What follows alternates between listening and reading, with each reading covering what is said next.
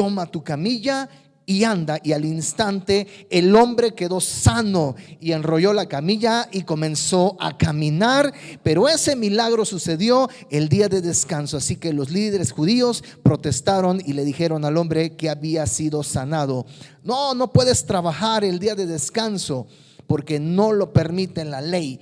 Pero él respondió: el hombre que me sanó me dijo, toma tu camilla y anda.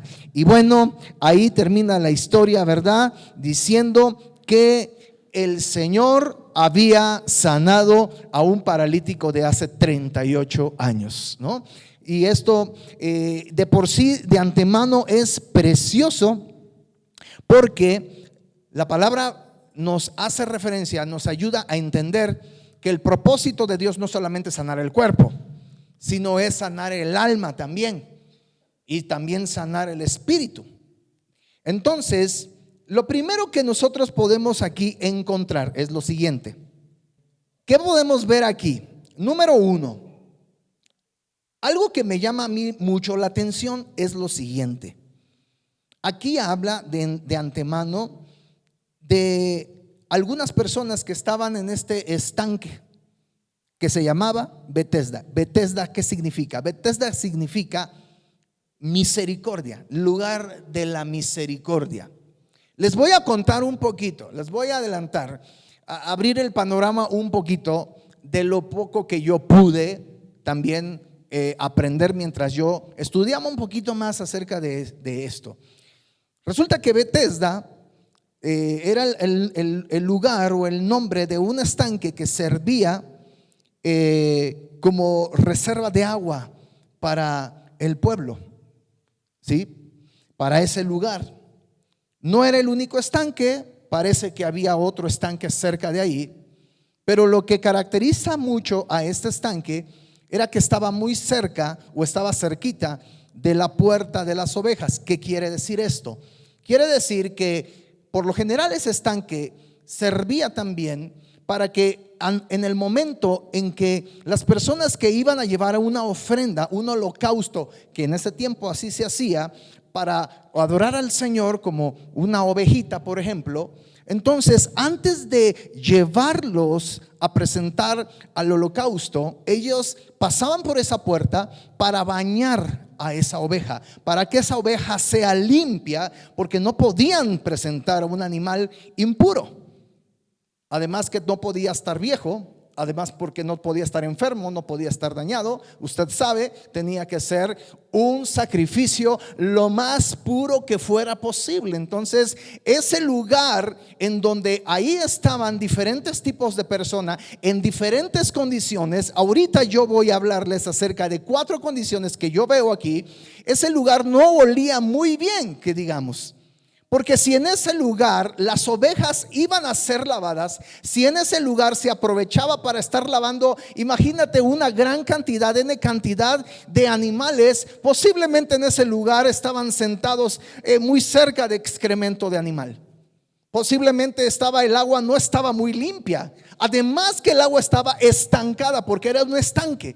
Entonces ese lugar no debía oler nada bien. Pero dice que una multitud de enfermos estaba en ese lugar. Y ese era el lugar en donde una multitud de enfermos se acercaba con la esperanza de ser sano. De alguna de estas 4 cosas yo encuentro 4, me llama mucho la atención, porque habla acerca de paralíticos. Paralíticos son personas, pues obviamente, ¿verdad?, que no pueden caminar. Entonces yo quiero que tú empieces a verlo, yo quiero que tú empieces a entenderlo también desde el aspecto espiritual. Una persona paralítica espiritualmente, empieza a vislumbrarlo. No podían caminar, o sea, es gente que aunque quisiera, no podía avanzar. Era imposible avanzar, aunque ellos quisieran. Y por lo general no había alguien que les ayudara, porque al final todos querían, ahorita les voy a decir qué, ciegos, gente que no ve, posiblemente caminaba, pero al final no tienen dirección. O sea, yo puedo caminar como mucha gente en este tiempo, a lo mejor camina, a lo mejor avanza tomando sus propias decisiones, pero al final no tiene visión, no ve, tropieza, se equivoca, va sin rumbo, es una persona ciega. Número 3, habían cojos. Cojos es una persona que a lo mejor puede avanzar, pero lo va a hacer más lento, es muy inestable, en cualquier momento se puede tropezar y no puede caminar bien, es inestable. Entonces, número 1, habían paralíticos que no podían caminar, paralíticos que no podían ¿qué?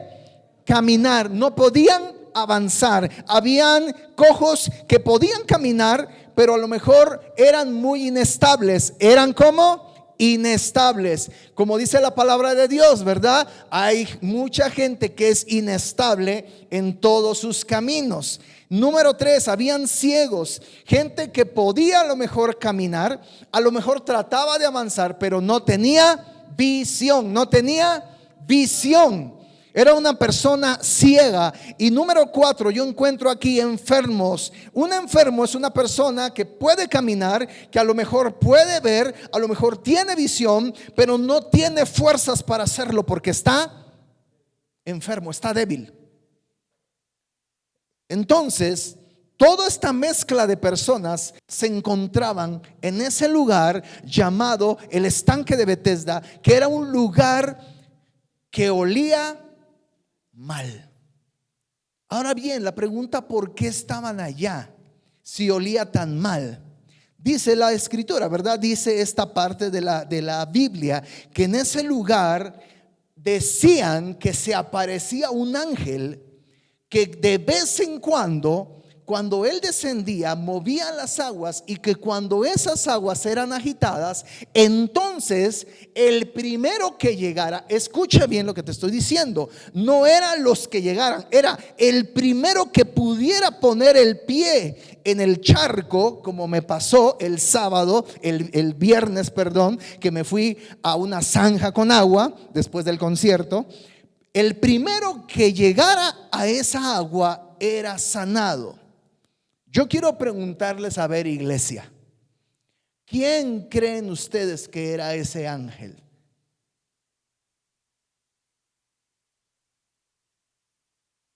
Y se hizo el silencio. Todos están pensando: ¿y si contesto mal y saco 5? ¿No? Es que sí o no, cuando hemos leído, posiblemente cuando hemos leído esta porción de la escritura, suena tan bien. Wow, descendía un ángel. Wow, agitaba las aguas. Wow, el que se metía era sanado. Wow. Y suena tan espiritual y suena tan a Dios. ¿Sí o no? Pero en la escritura nunca dice que fue un ángel del Señor, o al menos no dice cómo al final los enfermos que eran sanados permanecían sanos, o si realmente eran sanos o no.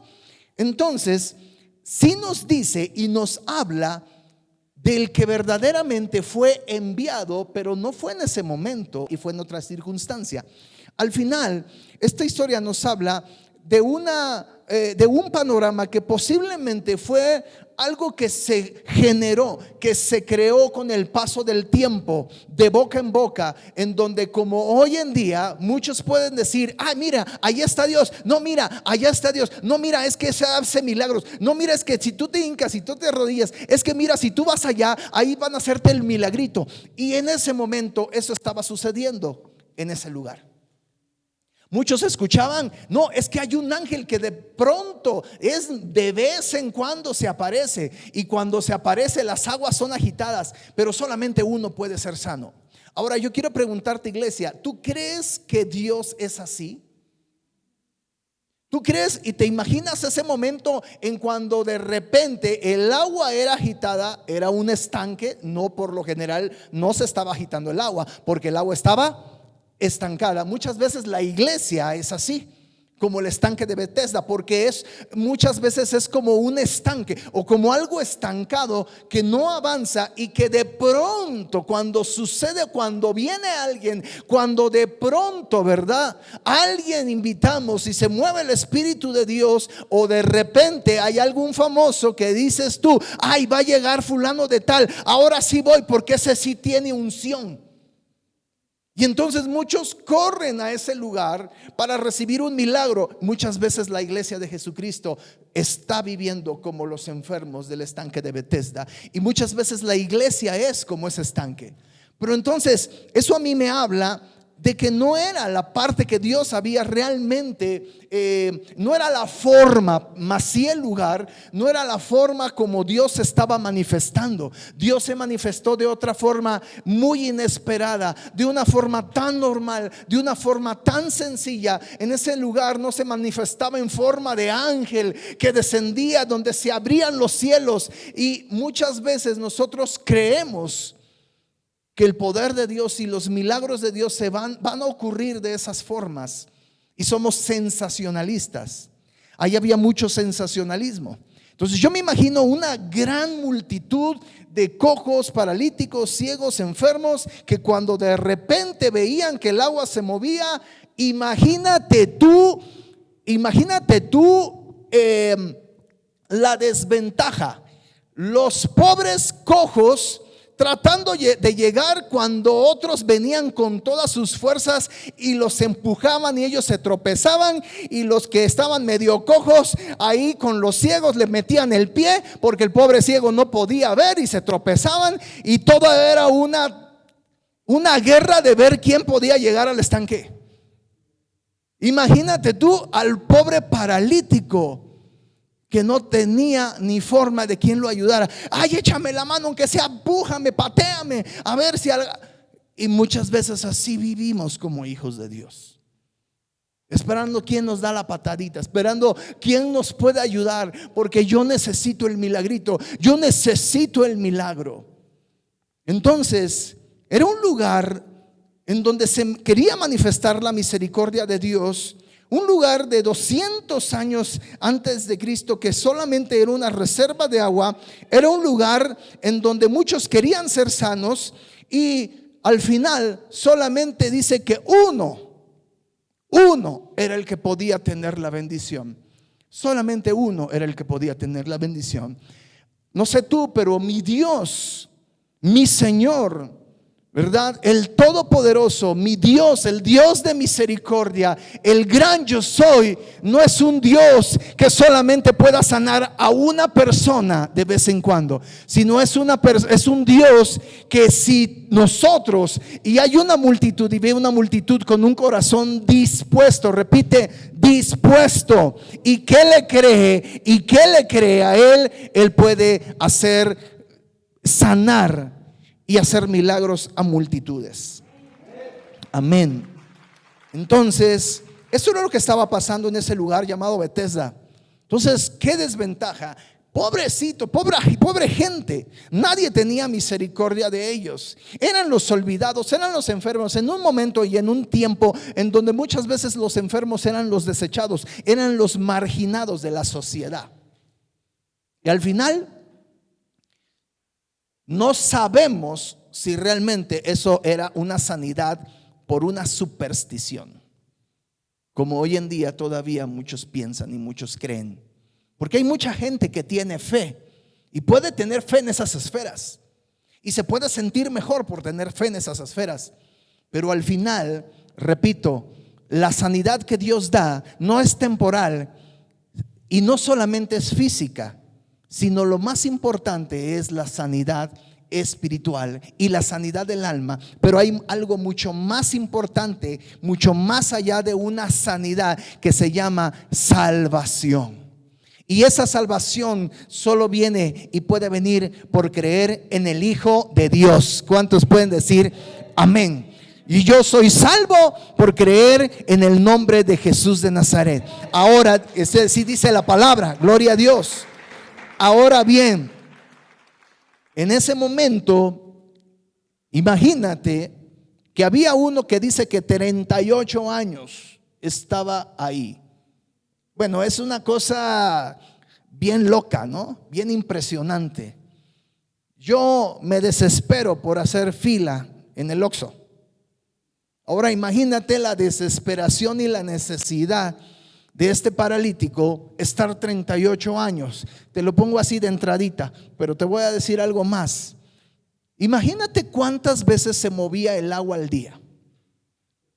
No lo sé, no, tampoco, ¿verdad? Aquí en la palabra de Dios dice cuántas veces, solamente dice cuando el agua se agita. No sé si eran varias veces al día, no sé si era una vez a la semana, no lo sabemos. Pero vamos a poner, si al final se movía una vez al día, no lo sabemos. Imagínate que la primera vez él con todas sus ganas, llega el otro día, porque como no llegó, ve todavía con gran esperanza el momento en que el agua se puede agitar. Se agita el agua el segundo día y trata de llegar, pero siempre hay alguien que llega antes que él. Llega el tercer día y es lo mismo. Llega el cuarto día, es lo mismo. Llega el quinto día, es lo mismo. Llega el sexto día, llega una semana, es lo mismo. Pasan 15 días y es lo mismo. Oye, este hombre ya debe de estar muy cansado, ¿no? No sé por qué no ha pedido que mejor lo lleven a su casa. Es porque hay una gran necesidad. Porque como muchos hay una gran necesidad de ser atendido. Como mucha gente hay una gran necesidad de ser sanados. Como mucha gente hay una gran y desesperante necesidad de ser rescatado, de ser escuchado, de ser sano. Pero este hombre ni era escuchado ni era sano. Pasa un mes, pasan 2 meses, pasan 3 meses. Oye, eso ya es demasiado tiempo. Pasa un año, pasan 2 años. ¿Cómo es posible que este hombre siga ahí? Pasan 38 años. Yo quiero preguntar, ¿aquí hay alguien que haya tenido enfermedad durante 38 años? ¿No? ¿Aquí hay alguien que haya estado esperando algo 38 años y el Señor no haya respondido? ¿Hay algo lo que sea? ¿No? 38 años de estar en ese estanque, ese hombre se había estancado. Entonces este hombre tenía 2 grandes problemas. El primero fue creer y poner toda su confianza en algo que posiblemente era una superstición, que posiblemente era algo que parecía tan angelical, que tenía forma tan de Dios, pero que no era Dios. Porque él se iba a manifestar todavía y de otra forma que era tan inesperada, tan sencilla. 38 años en donde yo me pregunto, ¿qué estaría pensando? A lo mejor ya estaba medio loco. 38 años, a mí me habla de una persona que no solamente estaba enferma y no había sido sanada, sino de una persona estancada que ya había perdido toda la esperanza. Y estaba ahí porque ese estancamiento, esa actitud de derrota, de frustración, de que ya no vale nada la vida, de que ya para qué me muevo, aquí estoy bien, al menos aquí ya estoy, ya tiene la forma de la tierra, mi lugar, ya tiene mi forma, ¿verdad? Ya en ese momento ese hombre posiblemente ya era indiferente a cualquier cosa. Ya nada tenía sentido para él, ya nada tenía propósito para él, porque durante 38 años él peleó con sus propias fuerzas para llegar al lugar de su sanidad, para llegar al lugar de su milagro. Repito, durante 38 años peleó con todas sus fuerzas, El primer problema que yo veo es poner la esperanza en algo que no era suficiente. Muchas veces pueden ser creencias populares. Muchas veces pueden ser cosas naturales. o naturistas. Muchas veces puede ser religión o la religión. Estoy en una religión, mañana estoy en otra religión, mañana estoy en otra religión, porque al final quiero saber quién es Dios, porque al final quiero saber y experimentar la presencia de Dios, porque al final no logro conocer a Dios realmente. Me lo pintan de tantas formas, me lo enseñaron de una forma tan distinta. Y es poner nuestra esperanza en cosas que no son suficientes. Poner nuestra fe y nuestra esperanza en algo que no nos va a ser suficiente nunca. El segundo problema es que este hombre definitivamente, yo creo, ya no tenía esperanza ni siquiera de vivir. Mas sin embargo estaba allá, porque ya no tenía de otra. Ya no le quedaba de otra. Es decir, iglesia, este hombre ya estaba muerto en vida. Qué terrible situación. Pero dice que un día entró por la puerta de las ovejas un hombre como él, un hombre de carne y hueso, un hombre que él no sabía que llevaba el milagro que él había estado esperando y que posiblemente ya ni siquiera lo esperaba, porque ya había perdido toda su esperanza. ¿Cuántos aquí ha llegado un punto de quiebre en donde dices: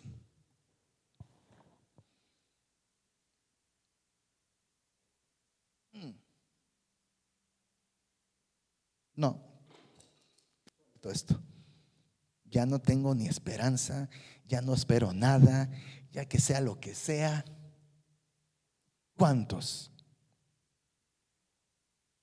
Porque han estado orando, han estado esperando, porque han estado, no sé, a lo mejor hasta ayunando.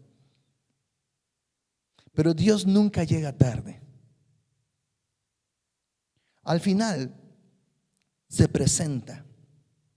Y cuando se presenta, después de 38 años, dice que lo vio y supo cuánto tiempo había padecido esa enfermedad. Él sabía sin preguntar, porque Él es Dios. Y le preguntó: ¿te gustaría ser sano? Óyeme, ¿cómo va a preguntar eso? 38 años enfermo y preguntar: a ver, Dani, ¿te gustaría que te regalara yo 500,000 pesos? Beto, ¿te gustaría? Nada más dime si no, no importa, ¿eh? ¿Te gustaría que te regalara una camioneta último modelo con cabina? ¿Te gustaría ser a un hombre paralítico de 38 años? ¿Te gustaría ser sano? ¿Por qué Jesús va a preguntar algo tan obvio? No es porque no lo supiera. Dios nos hace esas preguntas. Dios nos pregunta a nosotros muchas veces: ¿quieres? No porque no conozca nuestra condición, porque Él lo sabe todo. Él lo sabe todo. Él te conoce desde antes de la fundación del mundo.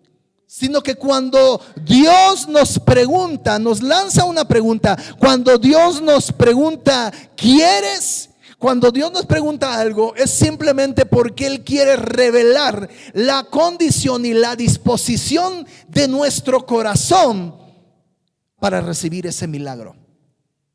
Entonces la pregunta: ¿quieres ser sano? Era porque él sabía que más allá de su parálisis física había una parálisis mental, había una muerte espiritual. Y lo único que él tenía que hacer es tomar la decisión de aceptar la responsabilidad que conllevaba el ser sano. Y esa responsabilidad es algo que muchas veces a nosotros nos impide decirle al Señor: sí quiero. Porque el que él fuera sano iba a conllevar una gran responsabilidad. Entonces, ¿qué fue lo primero que él les dijo? Lo primero que él contestó fue: es que no puedo. El Señor no le preguntó si podía. El Señor les preguntó si quería. Entonces Él le preguntó: ¿quieres? Y él dijo: sí, sí quiero. No, no dijo eso. No dijo eso. Él dijo: no puedo. ¿Cuántas veces nosotros le hemos contestado así al Señor? Dios revela la disposición de tu corazón cuando Él te vuelve a preguntar: ¿pero tú realmente quieres? Y nosotros muchas veces ponemos y anteponemos el argumento que muchas veces nos victimiza y nos impide poder recibir nuestro milagro. Es que no puedo, Señor, porque a lo mejor ya estaba sedado, ya estaba acostumbrado, ¿no?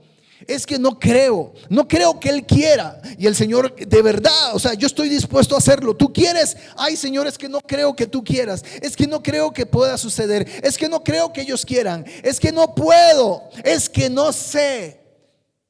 ¿Quieres que te entregue a multitudes? A ver, ¿cuántos quieren decirle al Señor sí? No. Ese es el detalle. Porque no lo creen. Porque es que no sé evangelizar, es que no sé predicar, es que ¿qué van a decir? Es que mi testimonio, es que el Señor te está preguntando: ¿pero tú quieres que yo te entregue a las multitudes? Entonces muchas veces en sus preguntas Dios revela el corazón y la disposición de nuestro corazón. Eso es lo que Él estaba haciendo con este paralítico. Número 2. Cuando Él pregunta eso y Él les da esa respuesta, nos dice, ¿verdad?, que Él le responde con este argumento. Pero este argumento muchas veces nos lleva a entender en esta historia que muchas veces nosotros nos quedamos esperando que algo suceda o que las cosas sucedan para recibir el milagro. Y él estaba y se había quedado 38 años esperando a que una agüita se agitara para recibir un milagro, esperando a que alguien le diera la mano para ser sano. Él se quedaba esperando a ver quién tenía misericordia de él, porque era un paralítico, una persona que no podía avanzar. Y nosotros queremos la bendición de Dios. Y nosotros queremos los milagros de Dios. Y nosotros queremos, ¿verdad?, el poder de Dios en nuestra vida.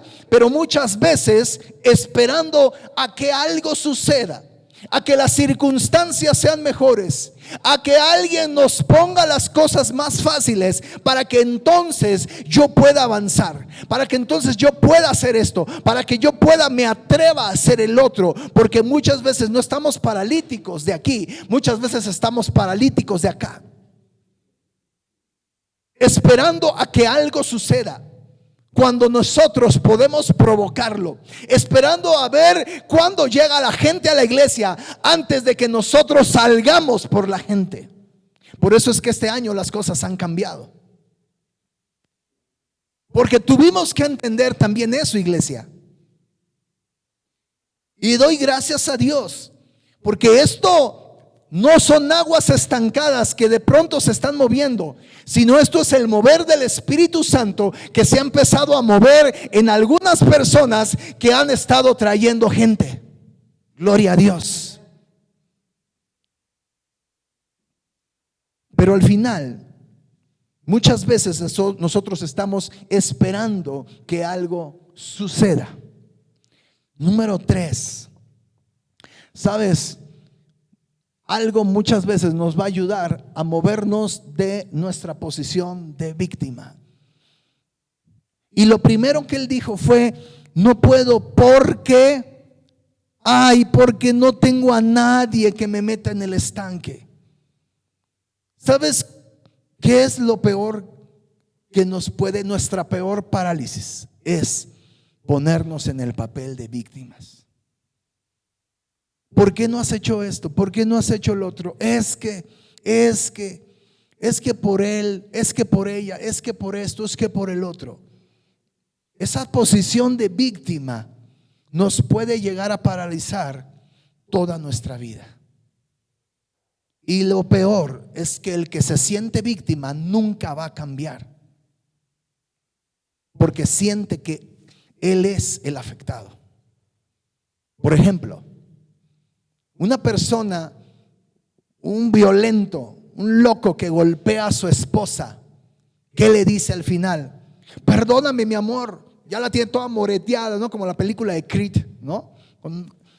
Y le dice, perdóname, mi amor, pero mira lo que me haces hacer. Es que si no fueras así. Y esa persona nunca cambia, porque se pone en el papel, él en su universo, él en su condición, en su ceguera, porque él es un ciego. No reconoce que él es el enfermo, sino que él está en la posición de víctima. Siempre nos podemos victimizar por algo. Es que pobre de mí, ¿quién va a cuidar de mí? ¿Quién me va a llevar? ¿Quién me va a esperar? Ay, es que si llueve, ay, es que si el frío, ay, es que si no sé qué, que si el otro. Y siempre vamos a terminar en el papel de víctima. Es que no me entienden. Es que nadie, no hay un pastor, no hay un hermano que me entienda. Si tan solo estuvieran en mi lugar, un lugar que muchos tienen y que es más, muchas veces hasta nos rebasan. Y los que más muchas veces padecen son los primeros que están aquí, porque hay una parálisis espiritual. Y por último, mas sin embargo, la pregunta de Jesús era: ¿quieres ser sano? Y lo único que él tenía que decir era: sí, Señor.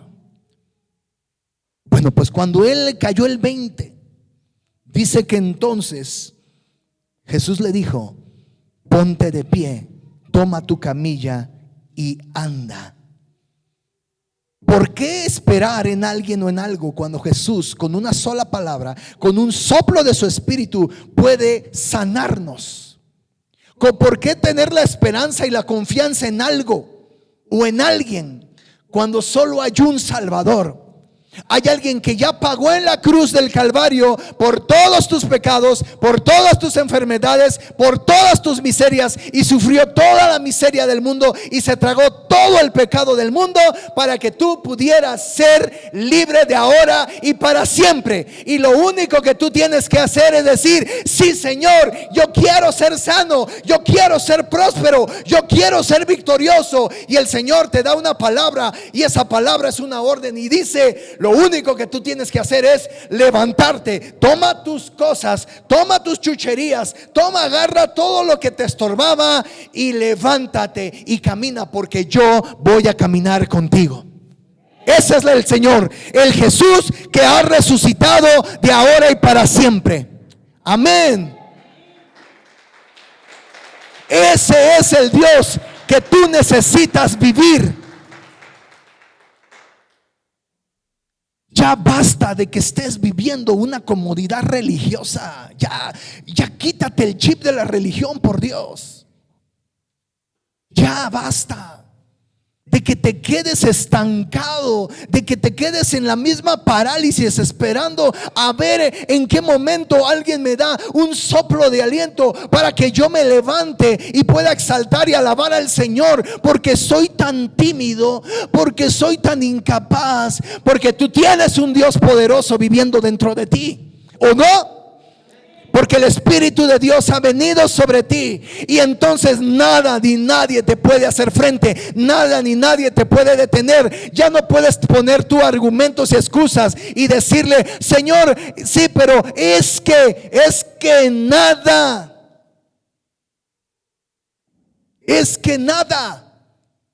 es que lo único que Dios te está preguntando es: ¿quieres volver a levantarte? ¿Quieres que te vuelva a levantar? ¿Quieres volver a tu posición? ¿Quieres ser próspero? ¿Quieres ser sano? ¿Quieres perdonar?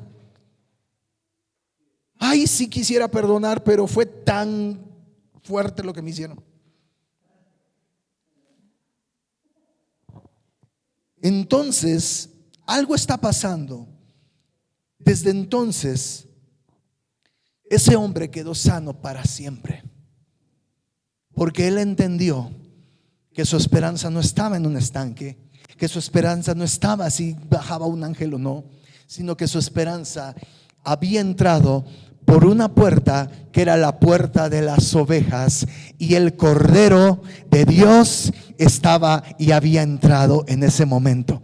¿Sabes? Ese es el Cordero de Dios que ha quitado el pecado del mundo y que te ha lavado con su preciosa sangre. Y hoy tú eres un hijo de Dios y has sido sano por la gracia de ese Cordero. En ese momento fue algo tan profético.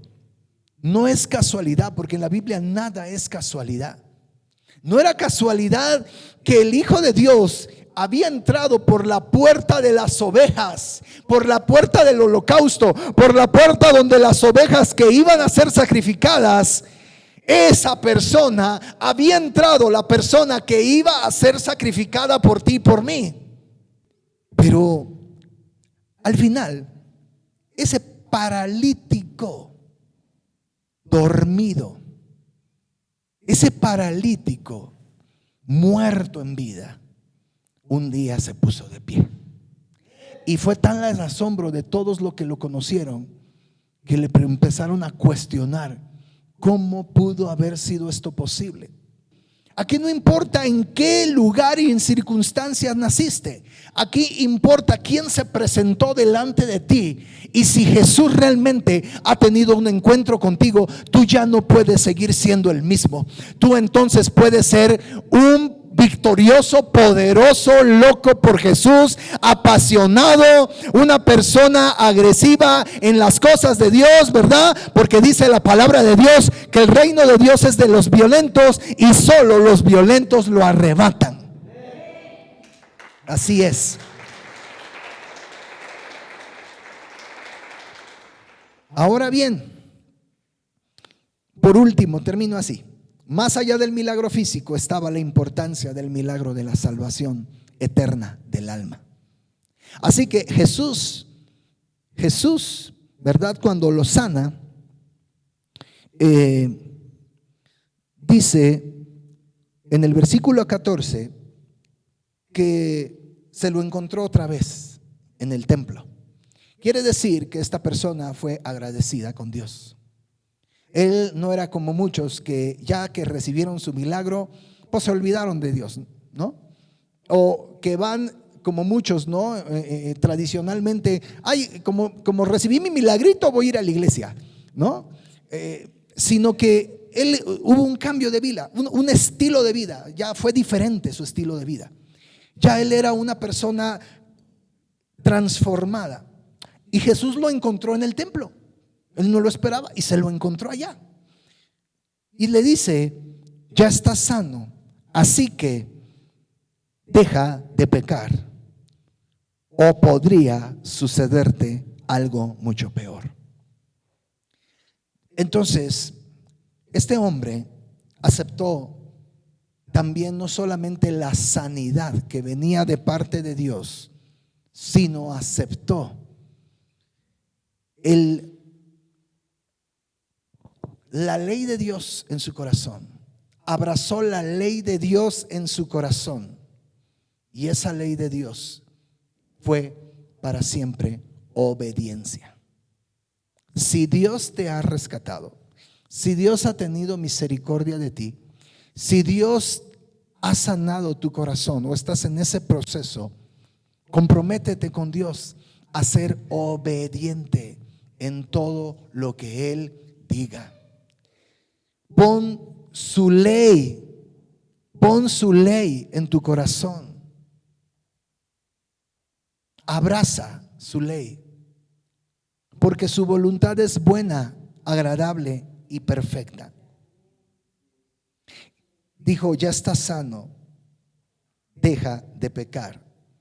Es decir, el primer pecado o la raíz de todos los pecados es no es robar, no es matar, no es violar, no es mentir. Esas son las consecuencias del pecado. Son manifestaciones del pecado. Deja de pecar. El pecado es olvidarte de Dios, vivir separado de Dios, poner a Dios en último lugar, como tristemente algunos que han sido lavados por la sangre de Cristo han puesto a Dios en último lugar. Ya no es su prioridad. Ya no es su prioridad, porque siempre ponen aquel argumento ante Dios. Oye, ¿y por qué no? Siempre hay un argumento, siempre hay una excusa, porque ya no es su prioridad. Hay otros que han perdido el primer amor, hay otros que han perdido el gozo de congregarse o la necesidad de hacerlo, hay otros que ya ni siquiera quieren saber nada de Él, porque tanto tiempo pusieron su esperanza en el milagro, muchas veces esperando a que el ángel bajara, y como no vieron el milagro, se olvidaron de Dios. Hoy Dios no es algo tan importante para ellos. La casa de Dios o el congregarse o el salir a evangelizar o el estar juntos como familia en Cristo o el estar en un congreso, en una actividad, el nutrirte, el alimentarte, el orar, ya no es algo tan básico ni tan importante. Puede esperar. Total, hay tiempo. Pero dice la Biblia, no seas necio, porque no sabes si el día de mañana o dice hoy en la tarde o hoy en la noche, Dios puede tomar tu alma. No lo sabes. ¿Alguien ha conocido a una persona que ha platicado en la tarde y en la noche le dan la noticia, ¿sabes qué? Está muerto. Se accidentó en su moto. Alguien puede decir, oye, me despido, porque en la nochecita yo creo que ya me voy preparando mejor. ¿Alguien lo puede decir? ¿Alguien puede garantizar que? ¿Será que yo pueda garantizarles que voy? O sea, así decir, yo te garantizo, mira, no, a lo mejor mañana no, pero de que hoy estoy vivo en la noche, mira, no lo puedo hacer. Y todo está en las manos y en la voluntad de Dios. Lo único que puedo hacer es confiar en que su voluntad es buena, agradable y perfecta. Que somos eternos aquí en la tierra hasta cumplir el propósito de Dios aquí en la tierra. Es lo único que te puedo garantizar. Y otra cosa que te puedo garantizar es que yo he decidido servir a Cristo y entregar toda mi vida a Él. Y este año dispuesto contigo, junto a ti, si tú quieres, o sin ti, o a pesar de ti, de venir, de ir y buscar, ir por aquellas familias, ir por aquellas almas, por más para Jesús, por más para Jesús. Y yo no sé si tú eres de aquellos que te vas a seguir guardando en tu estanquito y te vas a tener esperando todavía muchos años más, o te vas a quedar en casa. O no sé si vas a decir, yo me sumo con usted, pastor, porque yo también quiero salir con usted a predicar en las calles, porque yo también quiero ver a aquellos corazones quebrantados, aquellas lágrimas rodando, aquellas personas compungidas porque no sabían que esa tarde alguien les iba a predicar que había esperanza. Y eso es lo que me mueve a mí. Yo no tengo que esperar a que un agua se mueva. Yo no tengo que esperar a ver si alguien se arrepiente y me pide perdón. Si las circunstancias cambian, si el presidente que viene va a mejorar las cosas, si me voy a esperar la siguiente beca para ver si. Yo no me pongo mi esperanza. A mí no me mueve un agua, a mí me mueve. Eso me mueve a mí.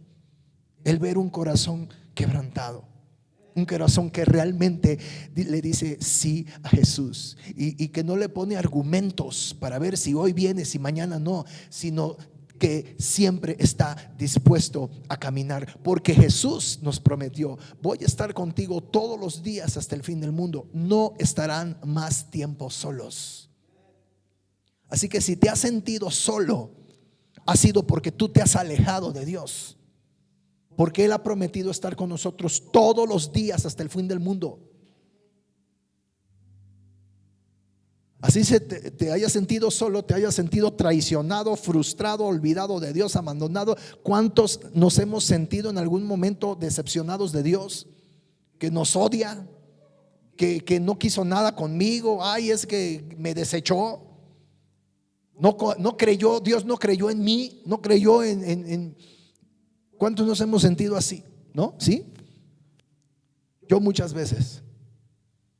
Pero a la vuelta de repente, ¿verdad? Dios me muestra su amor y su misericordia. Dios me muestra su oportunidad. Me muestra cuánto me ha dado, cuánto me ha amado. Y eso es suficiente para agarrar mi camilla de inválido, agarrar mi lecho, tirarlo y decir: sí, me pongo de pie y no voy a esperar a ver si alguien me ayuda. Yo me pongo de pie. Es la decisión que Dios quería revelar en tu corazón. Disposición de decir: me vuelvo a poner de pie. Sí, lo vuelvo a intentar. Sí, lo vuelvo a hacer. Sí, porque yo sé quién va conmigo.